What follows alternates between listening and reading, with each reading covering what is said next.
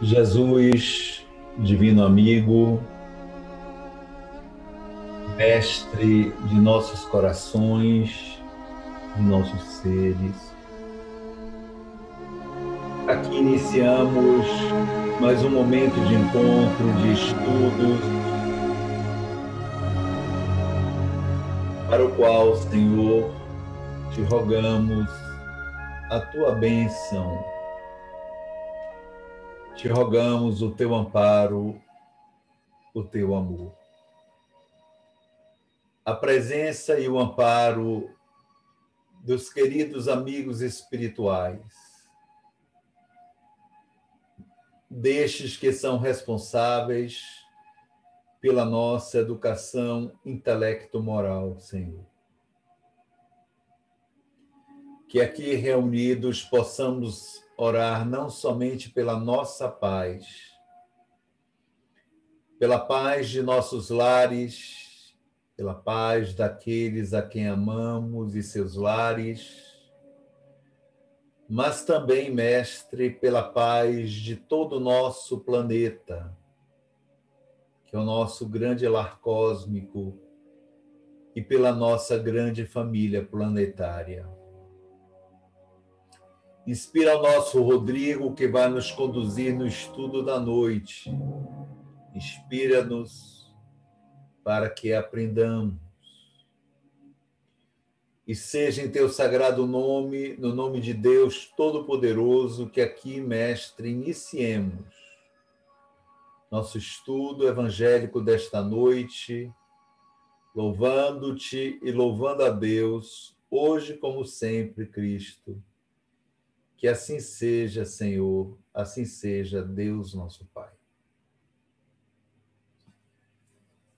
Na noite de hoje, nós temos o nosso Rodrigo, que vai falar para nós sobre o tema o adultério e os juramentos, que constam do volume 2 de Sabedoria do Evangelho, de Carlos Pastorino. Dessa forma, passamos para o nosso Rodrigo a palavra. Com você, Rodrigo. Boa noite a todos e a todas. Boa noite. Hoje nós trataremos inicialmente do adultério. Dentro deste capítulo, traçaremos algumas considerações com base na obra de Pastorino a respeito do adultério propriamente dito. Inicialmente, alguns comentários, algumas considerações a respeito do adultério numa visão mais voltada para o que costumamos entender por adultério, uma visão mais voltada aos aspectos materiais deste planeta. E, no decorrer do capítulo, ele também traça algumas linhas a respeito de uma visão um pouco mais profunda a respeito desse tema, numa relação entre o homem e o divino, entre o homem e o seu mensageiro maior de Deus, que esteve aqui entre nós, Jesus Cristo. No mesmo capítulo, Pastorino, ele também trata do divórcio, da separação, de alguns aspectos relacionados a estes temas, né, que são tão característicos de uma sociedade com muitos problemas, de uma humanidade com muitos problemas morais. E vamos tentar aqui traçar algumas linhas a respeito deste tema. O adultério, inicialmente, um ponto a ser observado neste capítulo é, novamente, a distinção entre as abordagens dos evangelistas. Mateus, por exemplo, 5, 27 a 32, ele já desenvolve mais a respeito desta passagem evangélica. Ele aborda um conteúdo maior, enquanto Lucas tem uma visão mais sucinta a respeito deste tema. Lá em 16, 18, fazendo um apanhado geral, mas de uma forma bastante sintetizada, bastante apertada. Então, nós trataremos aqui, para que não fique enfadonho, vamos tratar apenas do estudo de Mateus, para a gente tentar desenvolver com base nos ensinamentos de pastoreio. Mateus 5, 27, 32. Ouvistes o que foi dito, não adulterarás. Eu, porém, vos digo que todo o que olha uma mulher casada, cobiçando-a, já adulterou com ela em seu coração. Se, pois, teu olho direito te faz tropeçar, arranca-o e lança-o de ti. Pois te convém mais que se perca um de teus membros, do que todo o teu corpo seja lançado no vale dos gemidos. Se tua mão direita te faz tropeçar, corta e lança-a de ti. Pois te convém mais que se perca um de teus membros, do que todo o teu corpo seja lançado no vale dos gemidos. Também foi dito, quem repudiar sua mulher, dê-lhe carta de divórcio. Eu, porém, vos digo que todo que repudia sua mulher, a não ser por causa de infidelidade, a faz ser adúltera. E qualquer que se casar com a repudiada, comete adultério. Então, neste ponto aqui, Jesus ele esclarece as relações entre os dois sexos, tocando em dois pontos essenciais, que são o adultério e o divórcio, segundo o ensino de Pastorino. Quanto ao primeiro, quanto ao adultério, ele é tratado claramente no Decálogo de Moisés, Êxodo 20, 14, Deuteronômio 5, 18, constituindo o 7º mandamento lá das leis mosaicas. Já a tradição dos rabis, a tradição rabínica, ensinava que o simples olhar de desejo, este movimento do corpo de emoções, segundo o Pastorino, ele já constituía por si só o adultério. Jesus, então, segundo o Pastorino, ele confirma esta opinião, passando o entendimento, dando a entender que não é o mero contato entre os corpos físicos, os corpos densos, como aqui chama Pastorino, que provoca essas ligações kármicas. Então, Pastorino aqui, ele trata de aspectos kármicos, e esta relação, para que se configure um adultério, segundo Jesus, ela não se baseia única e exclusivamente nesta relação corporal propriamente dita, né? Como ainda julga a humanidade, como nós, seres encarnados neste planeta, temos ainda a noção que o adultério, ele corresponde única e exclusivamente a esta relação corporal, a esta relação física, porque nós estamos muito apegados a esta expressão do espírito, né? Para nós, a expressão do espírito se dá tão somente através do corpo físico, uma forma muito materializada ainda. E esta noção, segundo o Pastorino aqui, nos dá o entendimento errôneo de que o homem é o corpo físico. Então, não consideramos muito as relações espirituais. Se assim fosse, avança o autor, os homens que em seu estado de solteiro, obviamente, eles frequentam criaturas livres, eles se relacionam de uma forma muito mais, digamos, volúvel no sentido de quantidade. Ele menciona aqui dezenas ou centenas de variações de relações pessoais de um modo geral. Se fosse assim, eles arcariam com a responsabilidade kármica interminável com todas estas relações, com todas essas pessoas, o que de fato não se dá. Então, o adultério, esta visão que consta aqui do Evangelho, nesta primeira interpretação, que é válida e que é correta, a meu ver, esta é uma relação muito menos ligada ao corpo propriamente dito, como que o adultério não é uma expressão única e exclusiva como uma decorrência das relações corporais entre si, com efeito, segundo Pastorino, sendo o corpo denso uma casca, né, este envoltório grosseiro, este envoltório corporal muito denso e externo, o veículo visível básico para essa movimentação aqui na Terra não não são os contatos físicos que ocasionam karmas, né?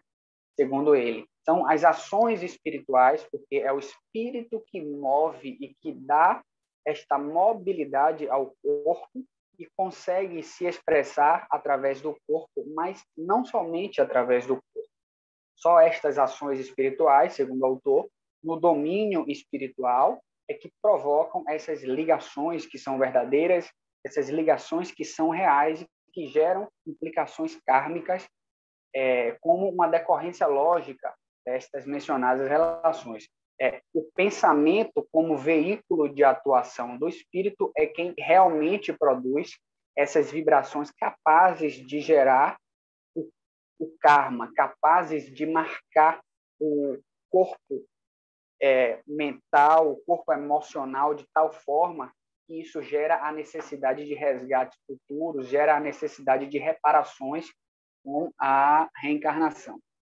Daí, Jesus nos adverte oportunamente e adverte também aos seus discípulos e seguidores com respeito a este pensamento, né? De fato, este ato material de que só participam estes veículos inferiores, conforme menciona Pastorino, se referindo ao nosso corpo físico, sem essa coparticipação espiritual, ele só traria este ato, só traria consequências kármicas se ele produzisse prejuízos de ordem material ou moral a estes atores desta relação.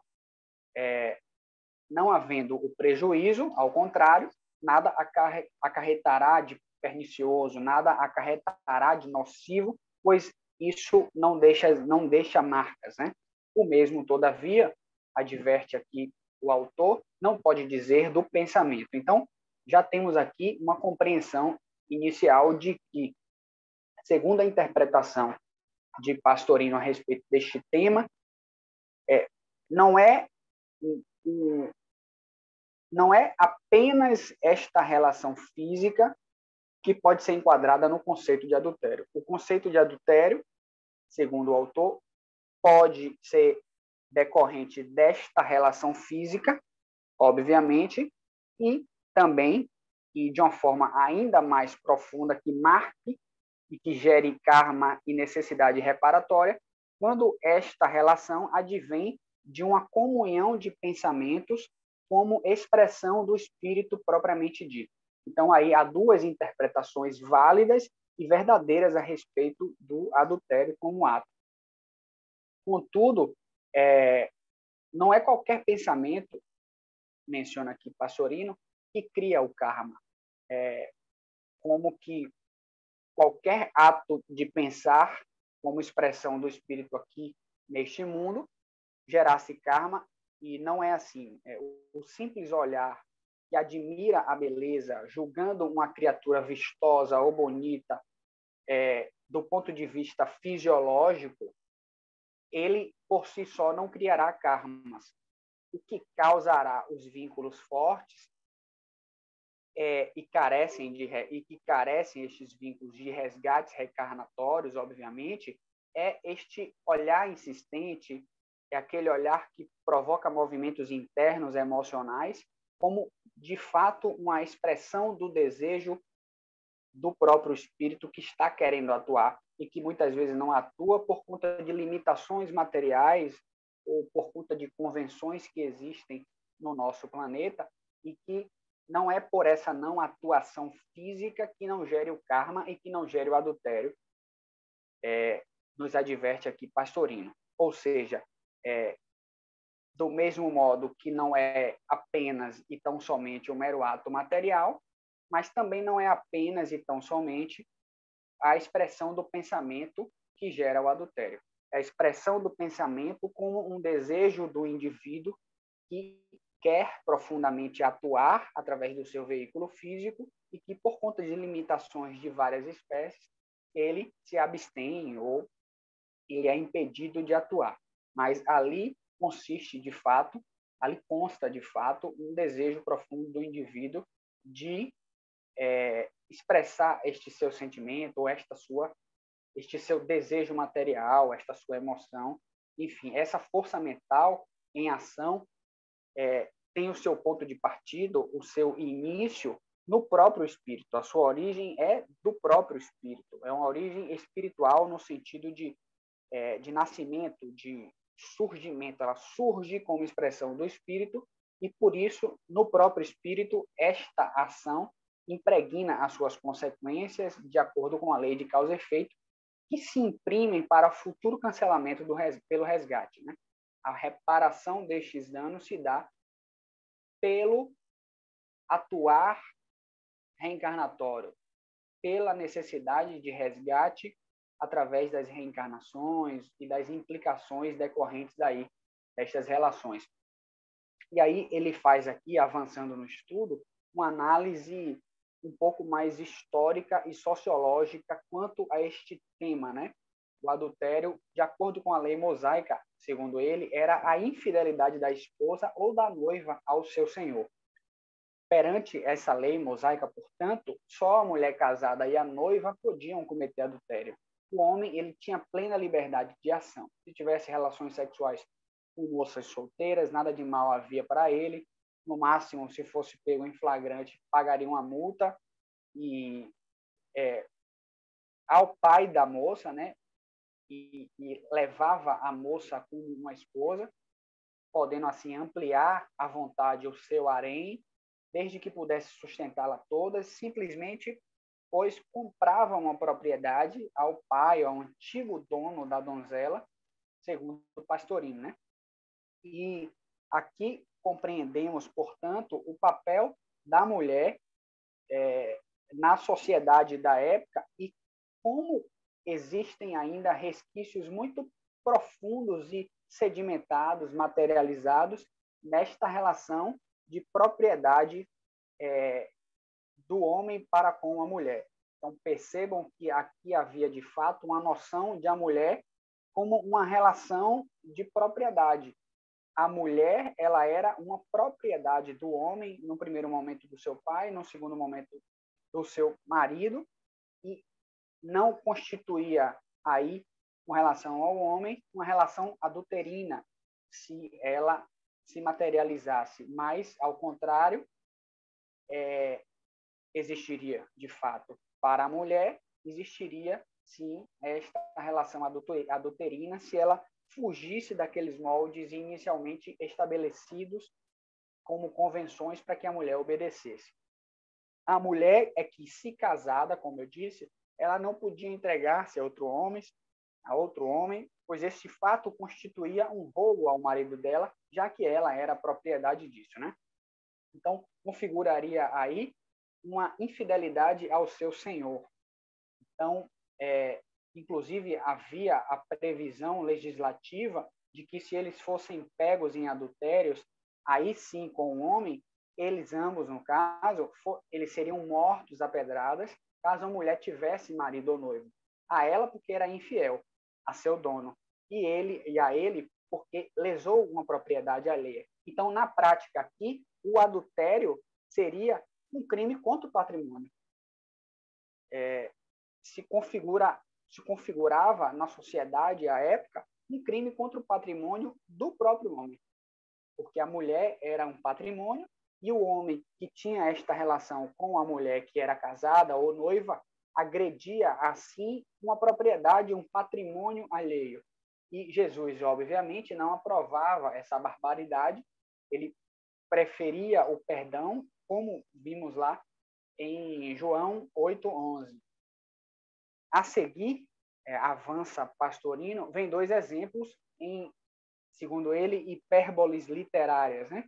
A determinação de olho direito em mão direita é uma concessão à maioria da humanidade, constituída de destros, né? Nos adverte aqui Pastorino. A compreensão de Jesus, segundo o autor, é uma compreensão diferente quanto às consequências impostas à mulher da época, né? Obviamente, e é isso que se espera de Jesus, porque ele é, de fato, aquele que veio nos trazer os ensinamentos a respeito de todas essas relações, né? Com relação ao repúdio agora, avança Pastorino. Depois, ligado ainda a esse assunto, vem a questão do repúdio à esposa, o repúdio da esposa, está mencionado lá no texto de Mateus. Jamais o inverso se podia dar, adverte o autor, permitido por lei, ou seja, este repúdio à mulher era permitido por lei. Mesmo que o motivo fosse unicamente não achar graça em seus olhos, perder o encanto físico para com aquela mulher. Jesus continua a autorizar o repúdio da mulher, neste caso aqui o repúdio, leia-se o divórcio, e repete isso lá em Mateus 19, 9 e 10, mas restringe, segundo o autor, essa atitude ao único caso em que a esposa ela tenha tido relações sexuais com outro homem, a infidelidade. Portanto, neste caso, a essência deste repúdio, o libelo de repúdio, a deixaria livre, podendo unir-se ao outro. Então, neste caso, contudo, se o repúdio não for por conta da infidelidade da esposa, então o marido, colocando-a para fora de casa, empurraria para o adultério. Percebam, né? Quem acolhesse também essa mulher também cometeria adultério, porque, de fato, ela não estava divorciada naquela ocasião. Os vínculos do matrimônio ainda não estavam dissolvidos do ponto de vista jurídico. Assim também entende a Igreja Grega Ortodoxa, que afirma que a infidelidade conjugal, portanto, ela parte da esposa, por parte da esposa, ela dissolve estes vínculos matrimoniais, enquanto que há um entendimento a contrário senso, se este adultério advier do homem, ele não dissolve estes vínculos matrimoniais. Tá? Então, Lucas, ele não cita essa exceção, ele reproduz apenas regra geral, de uma forma muito mais concisa, como já mencionamos aqui, que proíbe, segundo ele, o repúdio ou este divórcio, né? Nada se fala, entretanto, do caso de uma separação mais espontânea e voluntária destes dois cônjuges, quando de fato não há ali mais um comum acordo, não há aquele afeto que é a mola propulsora desta relação conjugal. Então, a prescrição ela é clara e taxativa e bastante objetiva, segundo o autor, que o homem não cometa a injustiça de repudiar ou de divorciar da esposa depois que viveu com ela, dando quase a entender, tratar-se, portanto, do caso em que a mulher não quer e ele a põe para fora. Ou seja, é uma noção ética quanto a esta relação entre o homem e a mulher, por conta das consequências que virão para a própria mulher, numa sociedade profundamente marcada por esta relação de distinções entre gêneros, né? A própria exceção apontada como lícita, quando ela mesma, a própria esposa, prefere sair de casa para unir-se a outro homem, parece confirmar, segundo o autor, que quando este afastamento ele é voluntário, de ambos os lados, nada existe que os impeça de reconquistar a liberdade. Aqui já é uma compreensão do divórcio como um ato de liberdade para ambos, e sobretudo para a mulher, que muitas vezes suporta relações por conta de necessidades inúmeras que lhe aprisionam em relações que muitas vezes lhe fazem mal, te causam muitos prejuízos de todas as ordens, materiais, morais, espirituais, enfim. E aí, segundo o próprio autor, ele avança para traçar algumas considerações mais profundas a respeito deste tema, não que esta interpretação mais profunda seja a única verdadeira. Não se trata disso.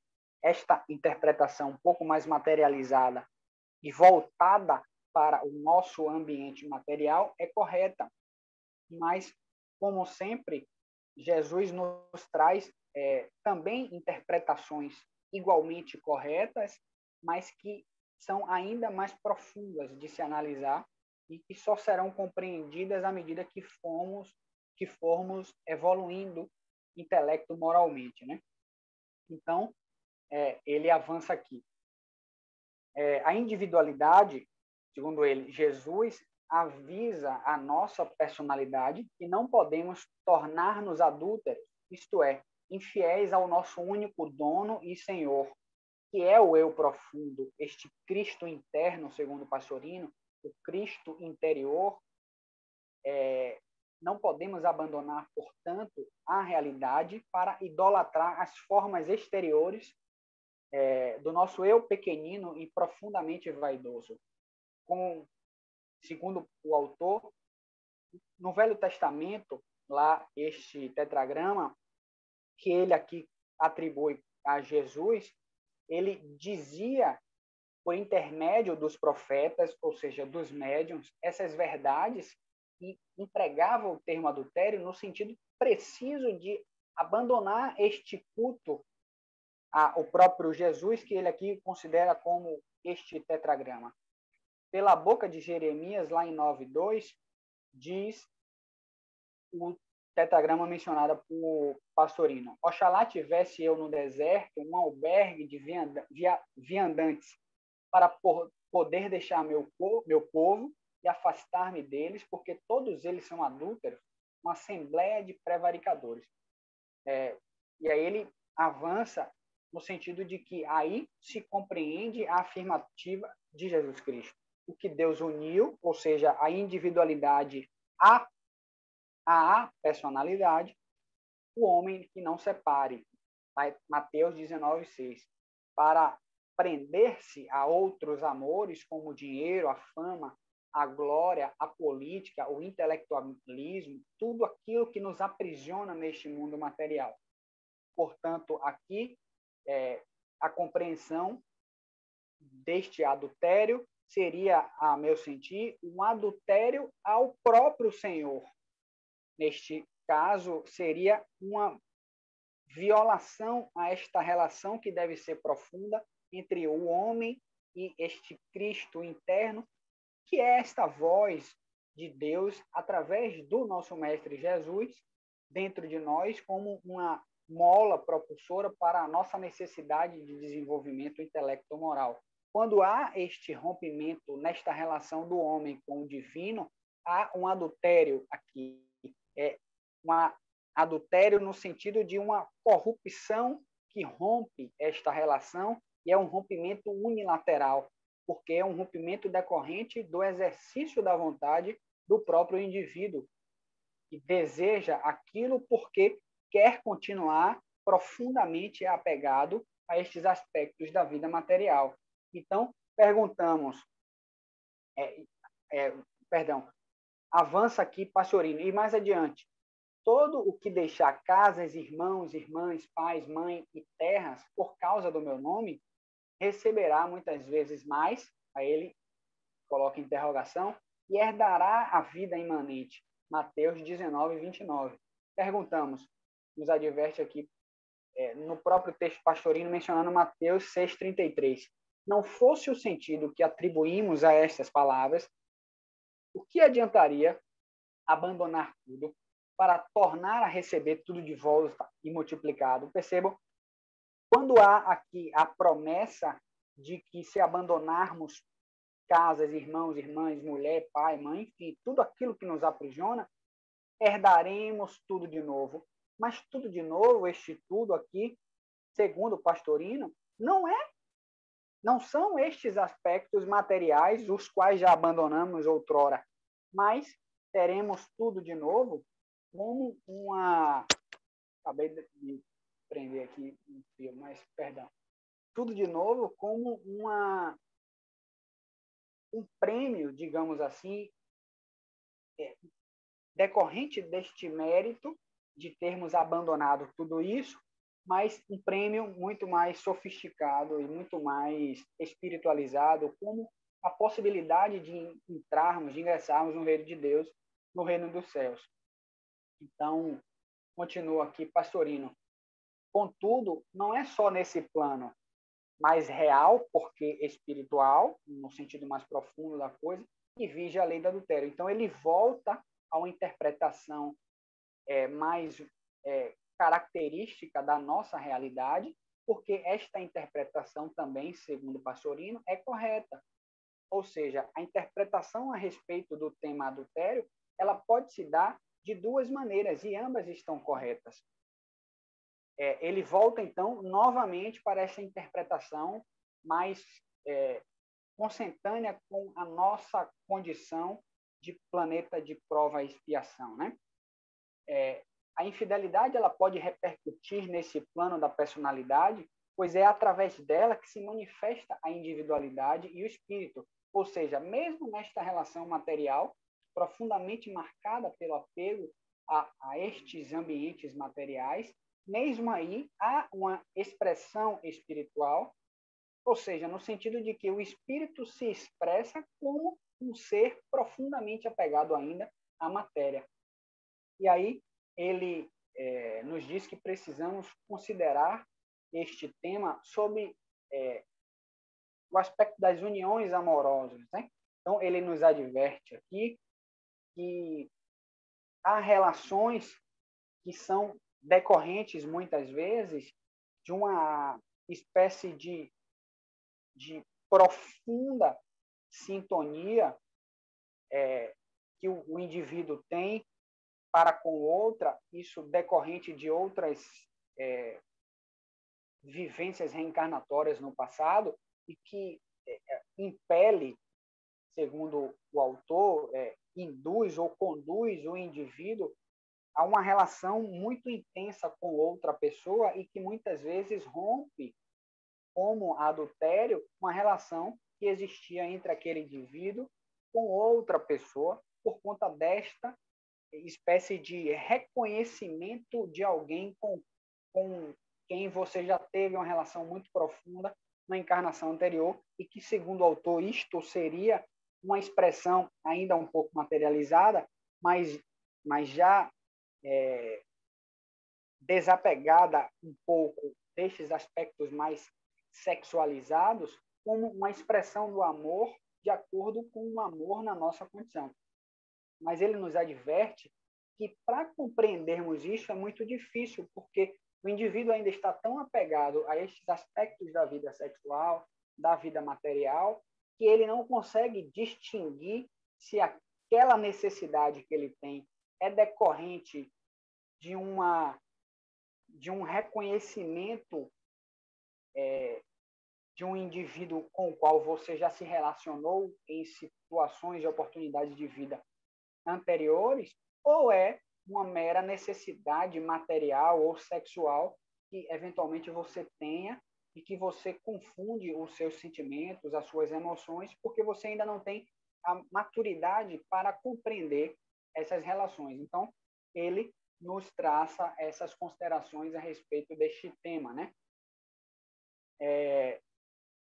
Ele nos traz aqui, avançando no nosso estudo, alguns sinais que, se existirem todos eles, concomitantemente, podem fazer conhecer se, na realidade, o amor é espiritual, isto é, se ele nasce do eu profundo. Então, eu não vou tratar de todos, lendo todos, porque basicamente uma compreensão de que este amor espiritual seria, segundo o autor, um amor mais desapegado, um amor mais desconectado destas relações, embora ainda se utilize de relações sexuais físicas, porque estas podem, e normalmente o são, expressões também do amor em sua forma um pouco mais voltada ao nosso ambiente terrestre e, por consequência, um ambiente mais apegado a estes aspectos materiais. Então, ele nos dá aqui que esta forma de amor espiritual não requer retribuição de espécie alguma, continuando, portanto, irresistível, firme e sólido, mesmo se desprezado e ferido. Ou seja, são expressões de amor que são decorrências que evidenciam, melhor dizendo, uma evolução intelecto-moral que proporcione ao espírito esta condição de amar desta forma e que, obviamente, não faz parte da esmagadora maioria da população da Terra, que ainda é profundamente marcada pelos aspectos da vida material, né? Então, por exemplo, aqui ele dá que, para a felicidade espiritual do ser amado, o espírito que ama sabe usar, se necessário, de rigor, energia e até rudeza, a fim de corrigir os defeitos da personalidade que prejudicam a evolução do espírito mas isso definitivamente não é uma característica das ditas relações amorosas que existem aqui no nosso planeta, sobretudo nos tempos atuais, em que esta liquidez, esta fluidez é o traço marcante, o traço característico destas relações de todas as espécies, né? O indivíduo hoje ele é profundamente descartável para o outro, de um modo geral, como que tratado como um mero objeto na vida moderna, nessa vida contemporânea, melhor dizendo, como uma consequência desta relação do homem com uma matéria é transformar a própria pessoa como um indivíduo em uma matéria propriamente dita, da qual ele se desfaz com extrema tranquilidade, o que evidencia aí uma profunda crueldade, né?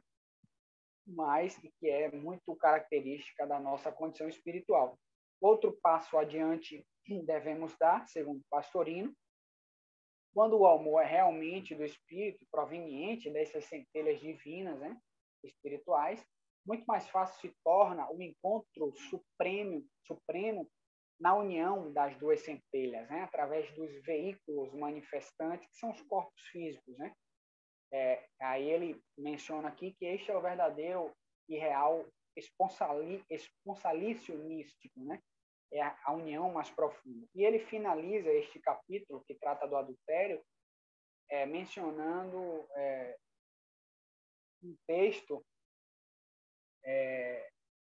a fim de comprovar que essa teoria não é dele.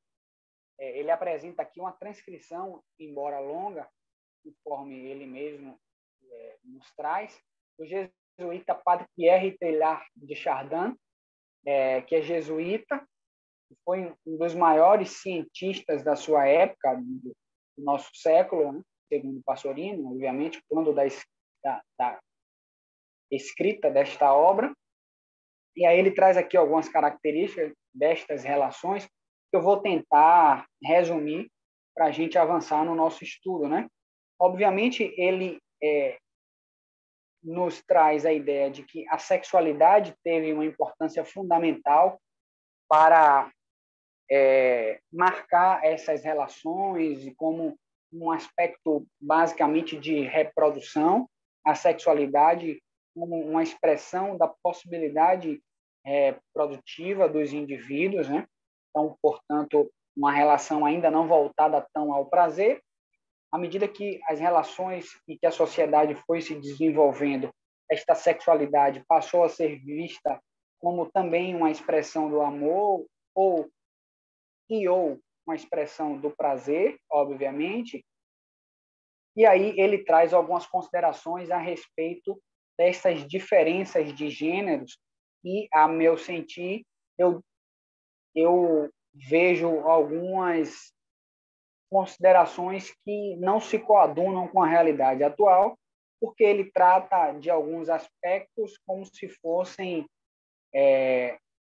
consequências do amor, mas ligados apenas e tão somente a uma relação entre homem e mulher, o que, obviamente, não é o que se vê e não deve ser visto apenas assim nos dias atuais, porque o amor, como expressão da atuação do espírito aqui no nosso planeta e em qualquer lugar que possa o espírito estar, ele deve ser considerado como uma relação entre espíritos, independentemente do gênero, da orientação sexual de qualquer indivíduo, porque esta sexualidade também como expressão do amor e também do prazer, ela pode se dar independentemente da orientação sexual, independente do gênero, independentemente da concepção da sua sexualidade. Então, ele aqui atribui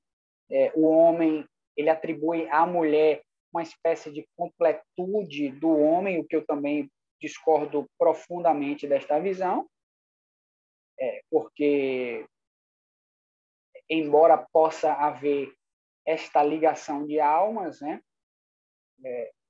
há, de fato, essa conexão profunda e que um indivíduo contribui muito para o desenvolvimento do homem, mas devemos pensar no indivíduo, com perdão da redundância, como individualidade propriamente dita, e se houver a possibilidade de contribuição, esta possibilidade de contribuição não pode ser uma decorrência de uma relação entre homem e mulher, somente deve ser, obviamente, uma decorrência de qualquer relação entre indivíduos em si, porque é esta compreensão que devemos ter, o amor entre pessoas como possibilidade para todos nós, independentemente de qualquer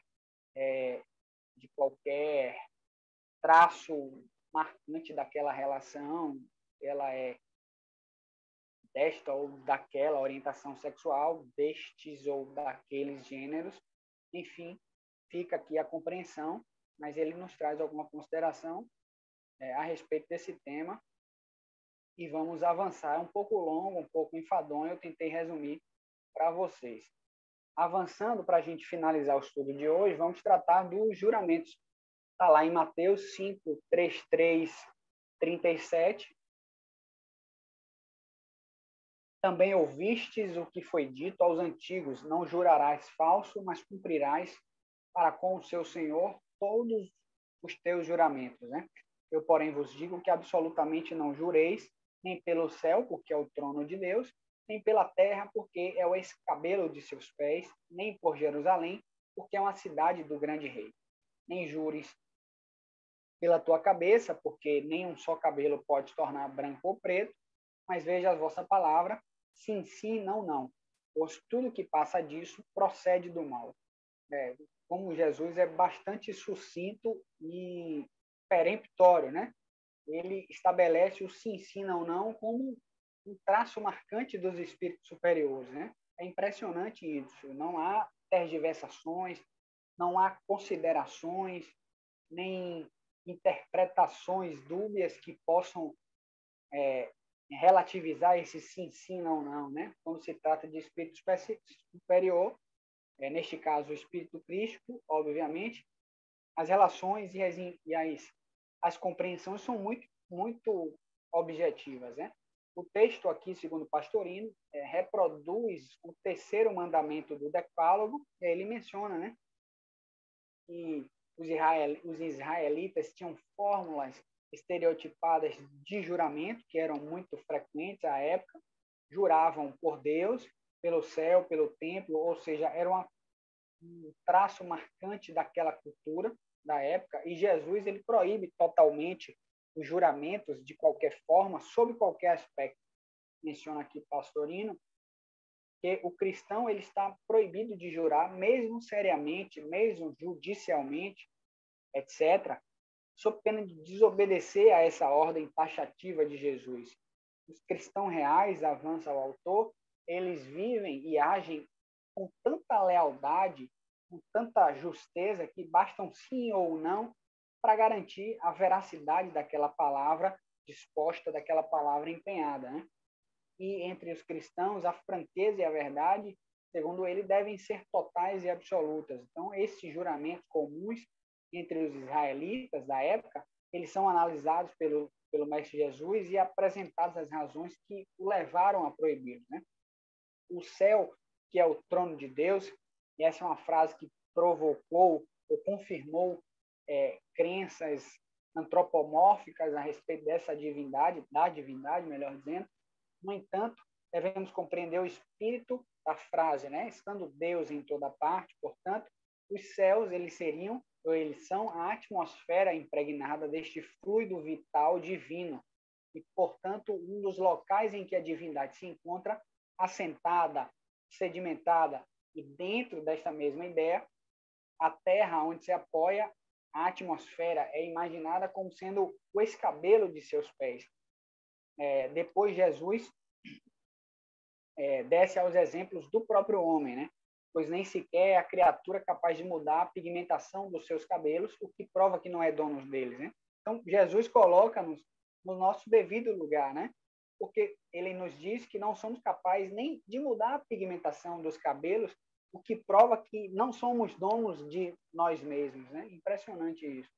Quando ele afirma que nossa palavra deve ser simplesmente sim, e não ensina que tudo que for além disso provém do mal.